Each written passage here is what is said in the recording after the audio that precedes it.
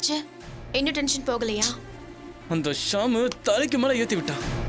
நானும் எவ்வளவு நேரம் தான் வெயிட் பண்ணுவேம்மா. அப்ப போய் தொலை. அப்படியே இல்லைன்னா கூட என்ன கேட்டு போச்சு? ஓம் பிள்ளைங்கள ஒன்னு தத்து எடுத்து வளர்த்துட்டா போச்சு. நீங்க தத்து எடுக்கிறதா இருந்தாலும் ஏன் பிள்ளைங்க வேண்டாமா? எல்லாம் சரியா இருக்கான்னு ஒரு தடவை பாத்துக்கங்க. என்ன சம்மந்தி இது? இங்க பாருமா, உனக்கு என்ன தேவையோ அதை என்கிட்ட கேளு. அப்படியே அந்த துரையும் வசந்தாவையும் ஒரு சுமாரான முதியோர் இல்லத்தை பார்த்து சேர்த்து விட்டோன்னு வையேன், அதுக்கப்புறம் உன் தங்கச்சி தாண்டா அந்த வீட்டுக்கே மகாராணி. ஒத்த ஆம்பளை பிள்ளைய வேண்டான்னு விரட்டிட்டு கடைசி காலத்துல சோத்துக்கு எங்க போவா?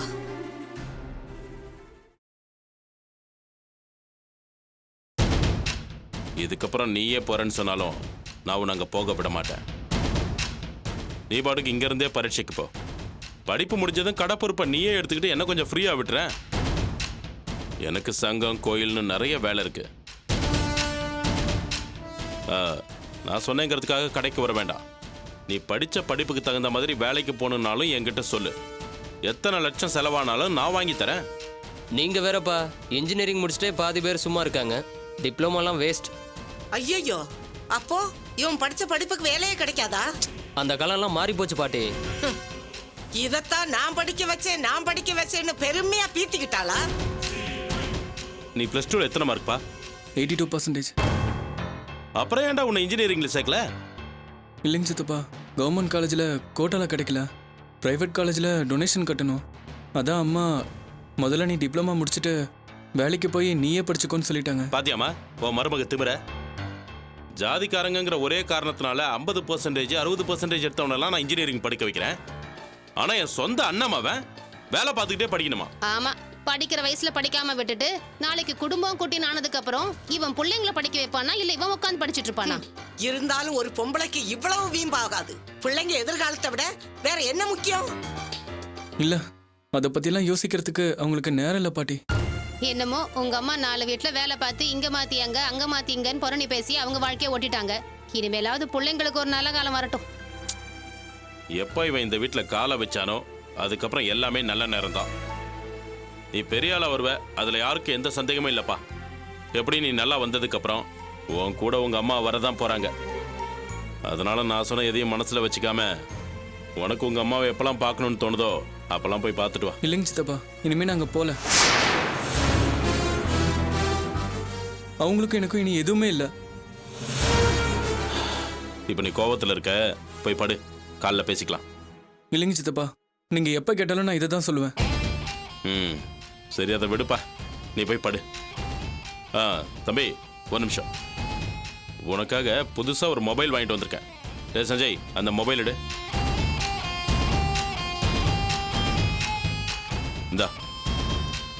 தேங்க்ஸ் சித்தப்பா. அதெல்லாம் எதுக்குப்பா, போய் சந்தோஷமா படு.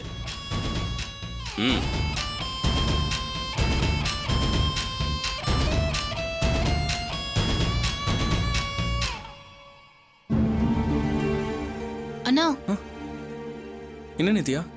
உன்கிட்ட கொஞ்சம் பேசணும். சொல்லு. நிஜமாவே இனிமே நீ பெரியம்மா கிட்ட பேச மாட்டியா? ஆமா.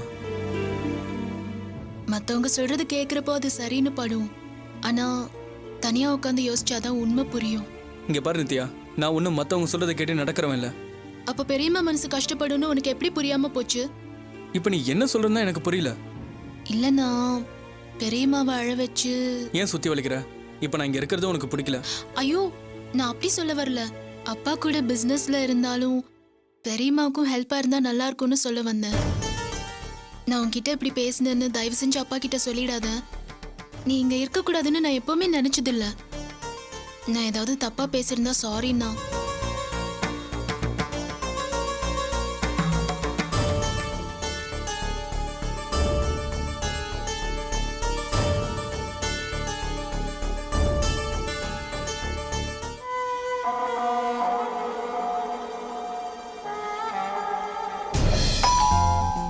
மதி, மதி, யாரோ காலிங் பெல் அடிக்கிறாங்க பாருமா.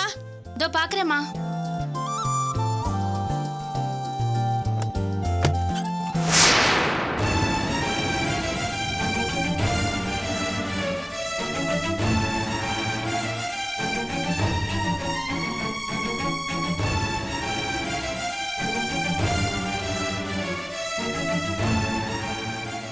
நல்லா நல்லா இருக்கேன் மதி. இது பத்மினி, இப்போ மிஸ்ஸஸ் பாபு. ஹலோ. ஹலோ.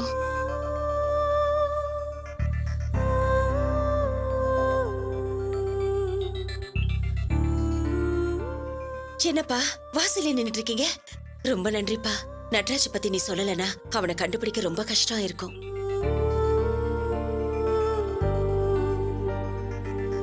இதுல என்னமா இருக்கு? நான் எப்பவுமே உங்க வீட்டு மேல அக்கறையோட தான் இருப்பேன். என்ன மதி, நீ ஏன் அழுதுட்டு இருக்க? மாலையும் கழுத்துமா வந்து நின்னுட்டு இருக்காங்க. கண் கலங்கலாமா? நான் ஒருத்தி வாசல்ல நிக்க வச்சு பேசிட்டு இருக்கேன். உள்ள வாங்க. அம்மா இல்லம்மா, எனக்கு என்னவோ உங்க எல்லாரையும் பார்க்கணும் போல இருந்துச்சு, அதான் வந்தேன். எங்களை ஆசீர்வாதம் பண்ணுங்கம்மா. நல்லா இருமா, நல்லா இருங்க. எந்திரிங்க. சரிம்மா, நாங்க கிளம்புறோம். என்னப்பா வாசல் வர வந்துட்டு போறீங்க?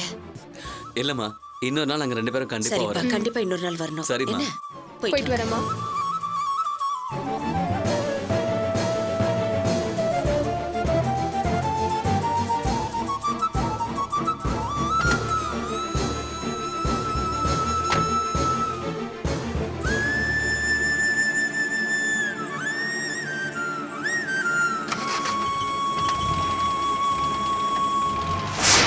மதி! பாபு. பாபு. மதி! மதி! பாபு.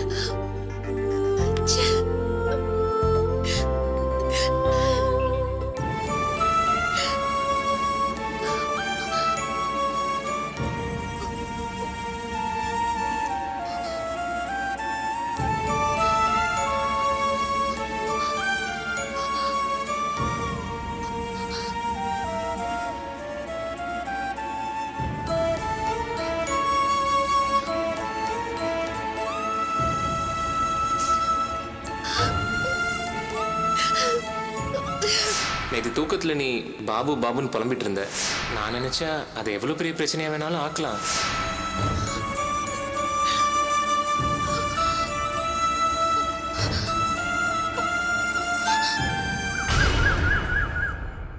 வீட்டில் எனக்கு ஒரு பர்சனல் ஒர்க் இருக்கு. 2 மணி நேரம் கழிச்சு தான் வருவேன். Okay, thank you. என்னங்க, மாப்பிள்ளை வீட்ல இருந்து புறப்பட்டுட்டாங்கன்னு சொன்னீங்க. என்ன ஆச்சுன்னு ஒரு ஃபோன் பண்ணி கேளுங்களேன். நல்ல நேரம் ஆரம்பிக்கிறதுக்கு நான் 5 நிமிஷம் தான் இருக்கு. ஒருவேளை வந்திருந்தா கூட பக்கத்துல எங்கேயாவது வெயிட் பண்ணிட்டு தான் வருவாங்க. ஓ, நீ முதல்ல போய் பத்மினியை ரெடி பண்ணு. சரிங்க. போ.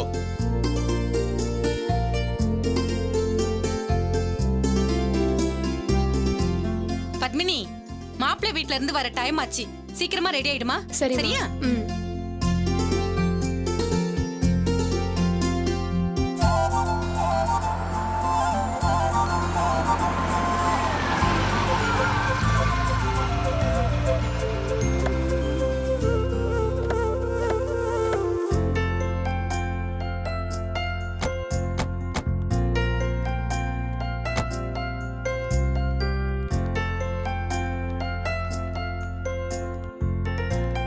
அம்மா, மாப்பிள்ளை வீட்டுக்காரங்க வந்துட்டாங்க. சீக்கிரமா வா. வா, வேகமா வா. வாங்க வாங்க வாங்க வாங்க வாங்க வாங்க வாங்க. உள்ள வாங்க. வாங்கம்மா, வாங்கம்மா, வாங்க. உட்காருங்க. அந்த பக்கம் உட்காருங்க. உட்காருங்க. நீங்க இப்படி உட்காருங்க. தம்பி இப்படி உட்காருங்க. சீக்கிரம் ரெடி பண்ணு. இத பொண்ணுக்கு வச்சு கூட்டு வாங்க. சரிங்க.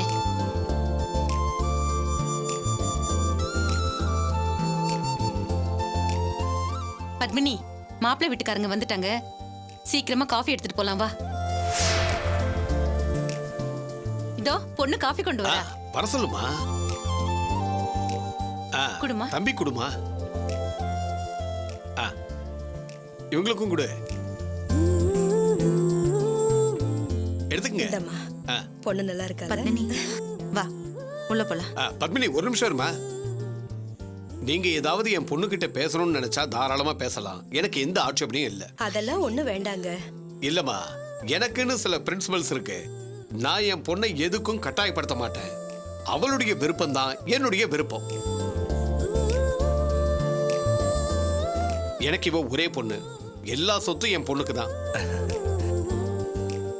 சாரோட படிப்பு ஜாதகம்லாம் பார்த்தேன். ஆனா வேலை தான் என்னன்னு. அட என்னங்க நீங்க, அவ 20-30 பேருக்கு வேலை கொடுக்குற முதலாளிங்க. ஓஹோ. படிச்சு முடிச்சதும் தம்பிக்கு வேலைக்கு போறதுக்கு பிடிக்கல. நாம எதுக்கு இன்னொருத்தண்ட போய் கை கட்டி நிக்கணும்னு தான் எனக்கும் அது சரின்னு படிச்சு வேண்டான்ட்டேன். சார், அவர் அப்படிதான் ஏதாச்சும் சொல்லிட்டு இருப்பாரு. ஏற்கனவே ஒரு கம்பெனில ஆஃபர் லெட்டர் வாங்கிட்டேன். கூடி சீக்கிரமே ஜாயின் பண்ணுவேன். பொதுவா இப்ப இருக்கிற பசங்கள்லாம் அப்பா தயவை நம்பாம சுயமா சம்பாதிச்சு சொந்த காலில் நிக்கணும்னு விரும்புறாங்க. அது நல்ல விஷயம் தானே? சரி, எங்க பொண்ணை பிடிச்சிருக்குன்னு சொன்னா மேற்கொண்டு பேசலாம். நீங்க இப்பவே சொல்லணும்னு அவசரம் இல்ல. அதெல்லாம் ஒண்ணு இல்ல. பொண்ணு எங்களுக்கு ரொம்ப பிடிச்சிருக்கு. ரொம்ப சந்தோஷம். அப்புறம் இவர்கிட்டயும் தெளிவா ஒரு வார்த்தையை கேட்டுருங்க. ஏன்னா குடும்பத்துல இருக்கிற மத்தவங்களுக்காக முடிவெடுக்க இது ஒண்ணு பிசினஸ் இல்ல. எந்த அவசரமும் இல்ல. வீட்டுக்கு போய் நிதானமா யோசிச்சு பதில் சொல்லுங்க. ஏன்னா இதுல என் பொண்ணு வாழ்க்கையும் இருக்கு இல்லையா?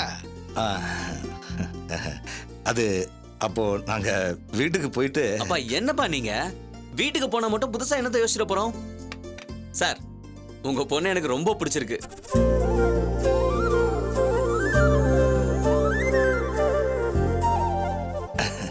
சந்தோஷம். எல்லாம் நல்லபடியா. அப்போ நாங்க கிளம்புறோம். பொண்ணோட அப்பா ஒரு பிரின்சிபலோட வாழ்றவராம். அதனால நீங்க கேட்க வேண்டியது, பேச வேண்டியது எல்லாத்தையும் தெளிவா பேசி முடிச்சிருங்க. அதான் நான் ஏற்கனவே சொல்லிட்டேனே, என்கிட்ட இருக்கிற சொத்தெல்லாம் என் பொண்ணுக்கு தானே. சார், சொத்தா சார் முக்கியம்? உங்களுக்கு புரியல. அப்பா, நம்ம குடும்பத்துல என்ன வழக்கமா கேட்போமோ அதை கேளுங்கப்பா. ஏய், கிளம்பு போலாம். இருங்கப்பா, உங்களுக்கு எல்லாத்துலயும் ஒரே அவசரம். சாரை கேட்டு அதை ஒரு தரலனா தானே நம்ம கோச்சுக்கணும். இத பாருங்க, என் சக்திக்கு மீறினதா இருந்தா கூட பரவாயில்ல, நீங்க தாராளமா கேளுங்க. அப்புறம் பேச்சு மாற மாட்டீங்களே. நீங்க முதல்ல கேளுங்க தம்பி. அப்புறம் என்னப்பா, அவரே கேட்க சொல்லிட்டார்ல, நீங்க கேக்குறீங்களா இல்ல? அது சரி, பொம்பளைங்க மட்டும் இருக்கிற வீட்டுல தானே நீங்க கேப்பீங்க. சார், நீங்க எப்படி பிரின்சிபலோட இருக்கீங்களோ அதே மாதிரி எங்க அப்பாக்குன்னு சில கொள்கைகள் இருக்கு சார்.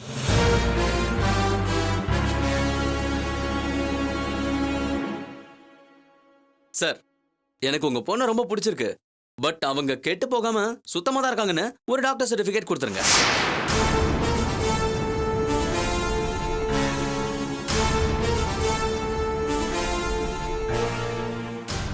யோ, எந்திரியா எந்திரியா, மரியாதையா எந்திரிச்சு வெளியே போயிடுங்க.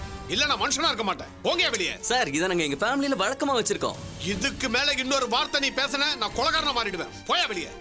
நீ ஏண்டி நின்னு வேடிக்கை பார்க்கற? போடி உள்ள. போன்னு சொல்றேன். என்ன டாடி, இந்த அங்கிள் புரிஞ்சுக்கவே மாட்டேங்கிறாரு. போங்க, நான் போறேன். போயா.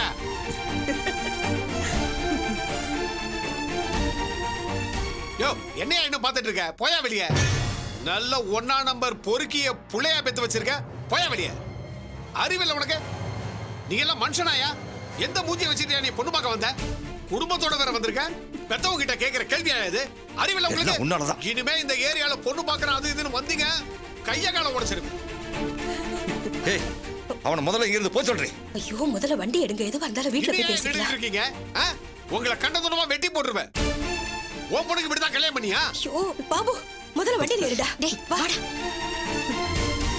நல்ல குடும்பம் வந்து சேர்ந்ததுங்கயா.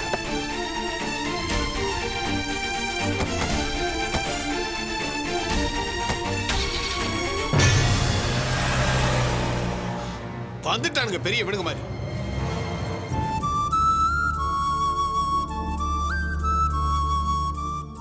நட்ராஜ் பாண்டிச்சேரியில இருக்கான்னு கேள்விப்பட்டதுமே எனக்கு செத்து பொடிச்ச மாதிரி இருந்துச்சு.